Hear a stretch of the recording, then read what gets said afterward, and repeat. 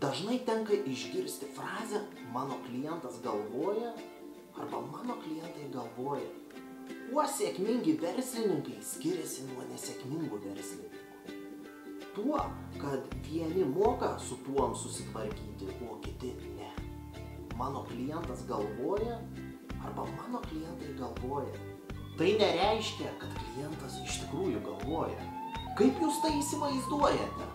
Kada klientas jums pasako, aš pagalvosiu, kokia jūsų reakcija? Gerai, pagalvokite. Ką jūs manote, klientas atsisėdo ant kėdės ir ima galvoti?